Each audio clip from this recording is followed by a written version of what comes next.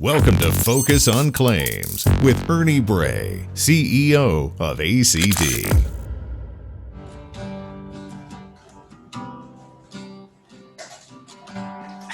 I got a lot of work to do. Learning guitar. But you know what? My guest today, he wanted to be a professional guitarist at one time. And I saw a story online about him, articles, and he runs the largest peer-to-peer motorcycle rental company. Interesting story, really intrigued me.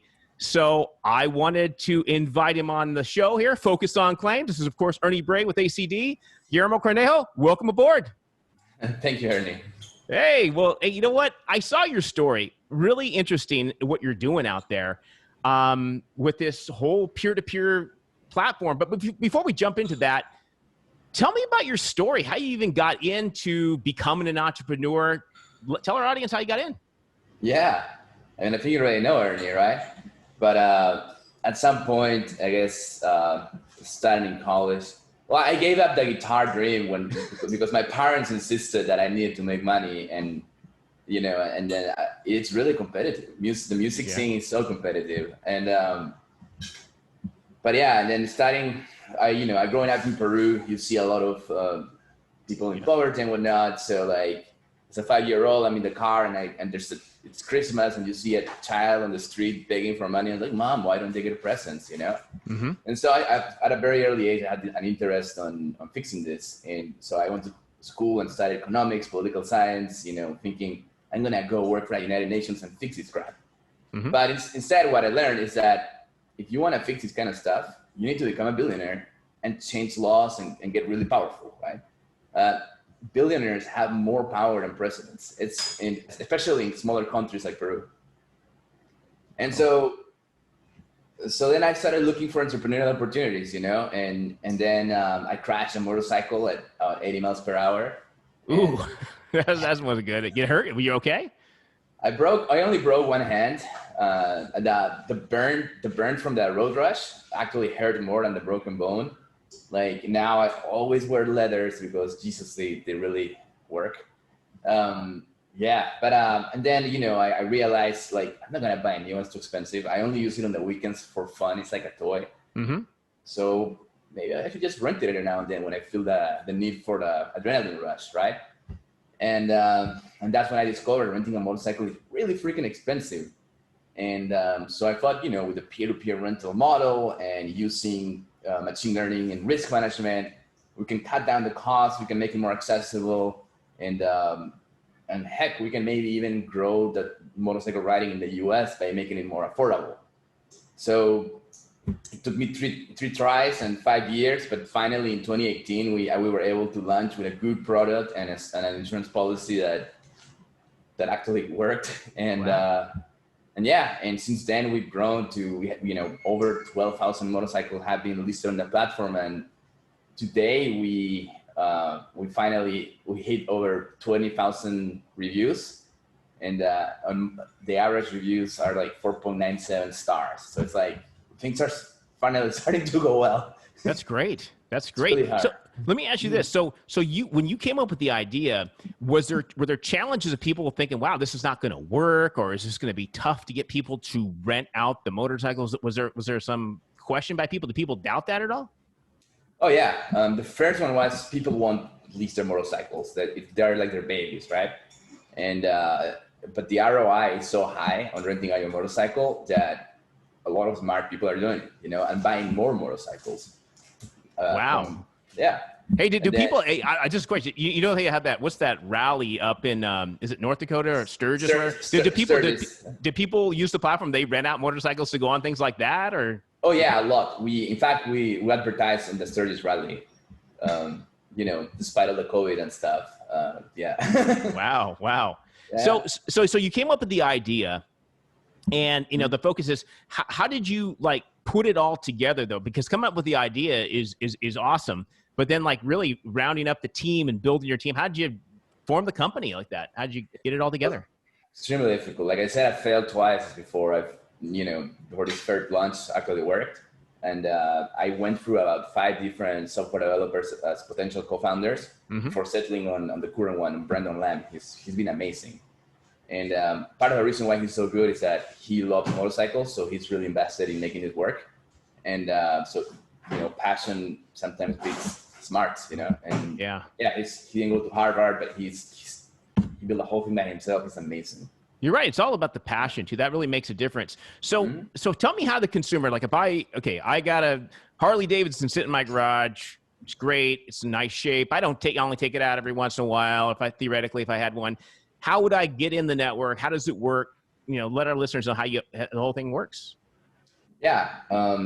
So as a consumer, you have a motorcycle, which is properly registered and not a salvage title and newer than 2000 and properly maintained. And then you list it on the website, and then you receive booking requests. You can there's a calendar there, so you can set what days are available or not. You can also choose to deliver the motorcycle to people or offer them protective gear like helmets for rent. And then as a renter, you need to verify that you have a motorcycle license before you can interact with owners. And, you can message the owner before you book, or you can book right away. And then, they meet up and they take pictures of the motorcycle, and they go on the trip. And then when they return, they take more pictures, and they're submitted to ridershare. And that's it. Okay. So basically what you're saying is then you're connecting the peer-to-peer like that. And then whoever would take the photographs when you go out to rent it, the owner would take the photographs to verify condition, if there was a prior scratch or whatever. So you're verifying. It's sort of like the rental car business as well, but obviously for motorcycles. So then you said that they could actually rent out the helmet or whatever other accessories. So once they do that, then they go out and they can take it for is there certain lengths of time, or does this vary based on the owner? The minimum is 1 day, and there's people that have rented motorcycles for several weeks. Wow. Okay. So how have you seen like the COVID situation that we're going through right now? Have you seen people just want to like get out, explore? Have you seen an uptick in that? Have there been interest in people saying, "Hey, I just want to get out and do something," and an uptick in business to that, or any change? Before COVID, 90% of our customers were travelers. And so, as you know, the market travel is down more than 70% year over year, right? Yep. So we saw a huge losses not losses, like we're growing 500% year over year, and now we're growing 0 to 10% year over year. And so, because there's a lot less travelers, but we did see more local renting, but to be honest, our pricing is not geared towards that. So we need we need to launch our subscription in order to make those local riders work. Right now, because those people tend to rent more often, and right now our prices are too high for that. But with a subscription model, we can give them lower prices, and because we're locking them in, we know they're going to rent the motorcycle multiple times, so we can, offer them significantly lower prices. Well, yeah. I mean, when you think about it, to some degree, with the COVID situation, there may be some concern about people going back into public transportation. If you're in the cities, maybe you could obviously utilize that subscription model to rent out, get around and have some transportation. Maybe ways to work that in. Yeah, I mean, to be honest, motorcycles aren't really used for transportation in the US. The vast majority of people that have a motorcycle don't commute on it. It's just recreational use on the weekends for fun on, awesome rural roads, And so that's more of the market. That's more of the market than for the people wanting to go out there and have fun and take a all day ride with a group of friends more so. Is that how it usually works? Yeah, and usually it's people that own motorcycles and are traveling, and they love they want to explore the roads in whatever city they are going to. So, but those people that of course they're traveling locally, but they're using their own motorcycles, right? Yeah. So what we need to do is target people that have a motorcycle license but no longer own a motorcycle, and but that is very, very difficult to do because how do you find those, right? And they're not at the biker rally. And so we'll figure it out. It's just that it takes time. I think, I mean, hey, it's all part of a process. And I think there's a lot of opportunity there. So building the platform, this is interesting. So you build a platform like this. It may look easy on the site itself. You say, this is a simple idea. How do you use tech as a tech company? How do you integrate and get all these things to work to make the whole platform work and rent like that? I mean, how did you connect it all? You're right. It looks very simple on the surface, but behind the scenes, we are actually running an insurance company, Like we have all these APIs to try to predict the risk of each customer crashing the motorcycle, and in order to manage the risk better, the pricing. And we have to integrate with our roadside assistance vendor. When there's a claim, when it's filed on the website, and there's a lot going on behind the scenes. Okay. So that's right. Now you're hitting right in the passion that I do. Obviously this is called Focus on Claims, and that's what I'm into, the claims business, over 25 years doing this. Tell me about like how a claim would affect like the process goes. And now we talked at first how when you rent the vehicle, you're going to document all the damage with the owner, and you make sure when they turn it back in. And in the most ideal cases, it's a smooth transition. Hey, you rent the motorcycle, you turn it back in, there's no damage, everybody has a great time. But we know the reality of the world. Things happen. Hey, somebody dings a little bit of the gas tank, or there's a scratch there when they come back. What is the process and how they could file a claim? Just take me through that process, how simple you're trying to make this for the consumer, or I should say the person renting on, and the person who actually rented the motorcycle. How does it work? For the consumer, it's fairly easy. If there's an accident, they just go to our website, click the file a claim button, and they upload pictures of the damage, and that's it.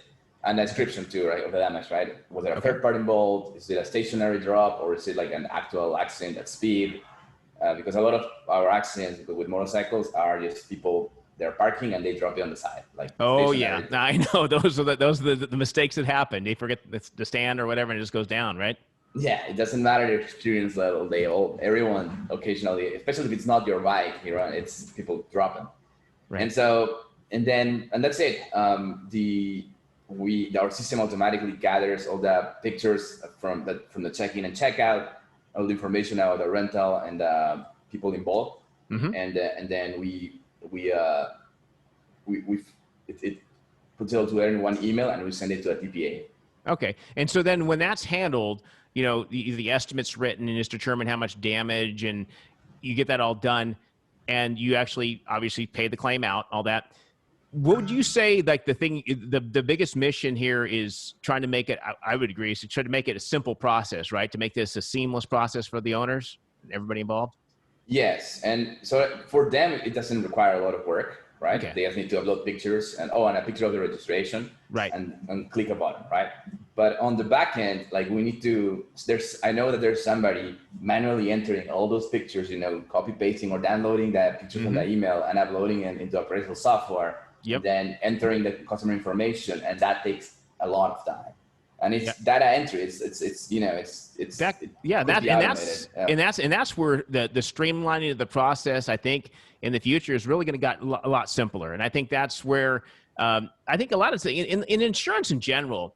What I think a lot of people don't realize, and I think this is where the future is going, and I love to talk about this all the time, is the digitization of the process. It's really creating that seamless process for a vehicle owner, a motorcycle owner, is you get those photographs in, it gets to the right person behind the scenes to make the right decision, to get that claim handled fast. And the average consumer, I think, sometimes doesn't realize all the steps, the micro steps that go along to make a claim smooth. And I think, that's what we're used to today, a very touchless thing. You pay by you can use your phone to pay for things. You're doing self-service. I think that is really where the future is going. And if you can making this happen in this motorcycle sector, huge opportunity to really to streamline things. So I must add that with peer-to-peer, we have an extra consideration, which is the renter sometimes disagrees. Like, I didn't do that, And, okay. And so that's why those photos make a huge difference too. The pre and post photographs are probably really important. Yeah. So, let me ask you this. I know you have a passion for business, and like I said, the articles I've read and everything you're doing there. What would you say, like, for people out there that are maybe in college right now? Maybe they're in getting an MBA, or maybe they're just, in classes in business, and they want to take that step. They want to become an entrepreneur, but they don't really, you can go through classes. I guess what I'm saying is you can go through classes all you want. But what are some tips behind the scenes? Like, if you give some entrepreneurs some ideas that, hey, these are things that I didn't know in class, but I learned along the way. Tips for entrepreneurs. What would you say the best ones are? Some tips. Man. There's probably too many to talk about. There's probably so many. Like, the list is, specific. I mean, I think everybody has to read the Lean Startup. The Lean Startup methodology is just, if you gotta start with that. If you haven't read that, don't even bother trying to start a company. That that's gonna save you half of the problems. That's great. Yeah. And there's so many, right? Like legal and stuff. In the MBA, they teach you all the ways that you can fuck up. From the very beginning of how you incorporate the company to the very end when you're selling it, like. And, case in point, WeWork, that company at some point was worth $100 billion, and now it's worthless. Like, it's at every step of the way, you can ruin it all, and you have to be comfortable with that.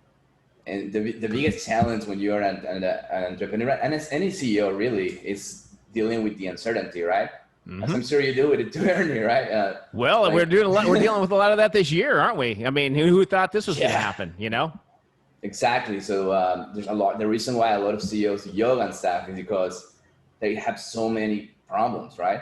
And I got really fucking worried the first time that I failed, and I just wasted $25,000 of my own money. At that time, that was all of my savings. I'm like, Jesus, that really hurts, And I think when you're taking a risk like that and you're putting your own money on the line, I think that's what a lot of people.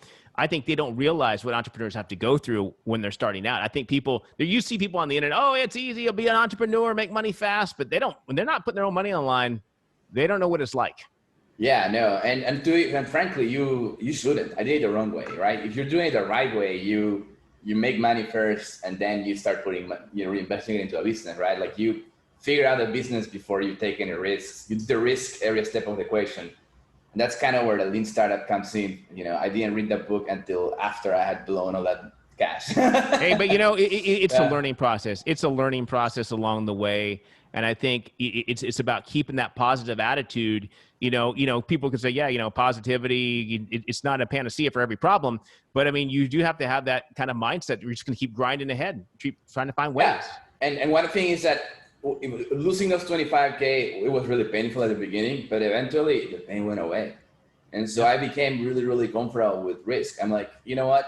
Like, I could take that hit again and I'll be okay, Yep. And that's the kind of thing, like the kind of attitude you need to have as an entrepreneur. You need to be comfortable with failure, like, because it's very, very likely to happen. So if everything goes to shit and you go back to your corporate job, you'll be happy, right? You need to look at failure as it's just learning. And exactly. It's like, it's not failure, it's feedback. You're only learning along the way. And like I said, doing this, you have the opportunity. And I think people don't realize this, is as an entrepreneur, when you're bringing people on your company like that, you have to be that inspirational leader, and you're affecting people's lives, and you yourself and all of us doing this entrepreneur stuff, we have the chance to really lift up people around us, and get them inspired. And then one last thing is you cannot really make it about the money, right? Because chances are you're going to fail. Chances are you're going to lose money. So you cannot be in it for the money. And you need to be the kind of person that doesn't derive happiness from money. You need to, like, there's people that live in India, with $1 a day as a wage, and they're perfectly happy. So you don't need all these fancy shit, or you need to drive a BMW to be happy. You need to be comfortable with that, so that if you do fail, it's fine. You can just try again. No, not a big deal, right? Yep. Which is, I know it's kind of ironic that, I'm trying to become a millionaire, but like, I seriously know that, if worse comes to worse, I don't give a shit. I could be perfectly happy as a homeless person, right? See, And I think the biggest thing you start to realize is, you were talking about the money part of it, but I think, and this is what kind of comes to one of my final questions as we're starting to wrap up, is that I think, people don't realize you have the ability. We live in a world right now. There's a lot of negativity out there. See it all the time. Oh You yeah. got all these things going on, frustrating. And I just say to myself, and people ask me, oh, well, how do you stay positive during this? I'm saying, you know what? Hey, I'm just going to be doing what I do, the enthusiasm I have. And this is my question to you is it's like, how do you like lift up people, inspire people around you? What are some of your thoughts on, hey, you know what, besides the money part, what do you do to help, whether it's your employees or people around you to get them, lifted up, positivity? What works for my employees doesn't work for other people, right? Like with my employees, we're all motorcycle riders. We're all in this to like make motorcycles cool again, right? Mm-hmm. But with other people around me, I think everyone needs to. People think 2020 is a bad year. It's a great year. Like all this media makes you think that it's a shit show. The reality is that 2,000 years ago, people were dying of disease. Like 50% of the population of a town would die of disease in 1 year. Some guy with a horde would go and kill everyone and rape all the women in that city. And that happened every day, right? So and people were happy. So as bad as things seem to be, we actually live in a great time. It's incredibly peaceful, incredibly materially wealthy. We all live like kings. We eat like kings. I mean, it's let's keep it in perspective. We're doing great, guys. Hey, and the attitude here, I think, when you put things in perspective, hey, you can get out there and there's a lot of opportunity to do great things. And I mean, like it's your company right now. We're talking about, hey, you're going to go to you want to go do maybe a subscription model. You're always thinking of new things and moving ahead. You're going to make 2020. It sounds to me from what you're saying here, you're taking these times and you're saying, okay, how are we going to adjust? Are you trying to get creative right now and thinking of new things all the time, like passionately, you and your partners? We tried to launch scooters as a rental alternative for food deliveries, mm-hmm. and it didn't really work out.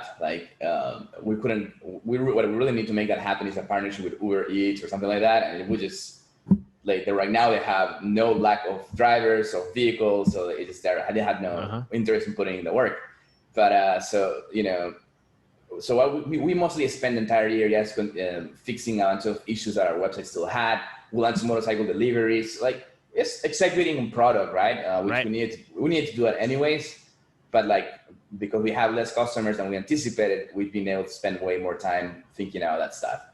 2021 is going to be amazing. And that's great because now you're taking this time, whether you said you're taking this time and you're actually using it in a positive manner to get powered up. Because, I mean, hey, we're already, it's winding down the end of the year. And I always, in my business, I always look at things like this. This is the time to prep for the next year. All the work you put in now is going to pay off when the year starts. And that sounds like exactly what you're doing. So, I want to, as we wrap up here, I want to close this. It's been a great conversation hearing about your company. Let our listeners know tell us, is there anything exciting you have you're launching or anything, how to get a hold of you? Tell our listeners how they could, if they have a motorcycle and they want to lease, tell them how to get a hold and utilize RiderShare. Our website is www.riders-share.com. Awesome. And like I said, any of the listeners out there, go there, check it out. If you have a motorcycle you're interested, reach out to them. Sounds like an exciting company. And Guillermo, it's great to have you on. Love to hear the story. It was great hearing everything about you guys. Thanks. This has been Focus on Claims with Ernie Bray, President and CEO of ACD.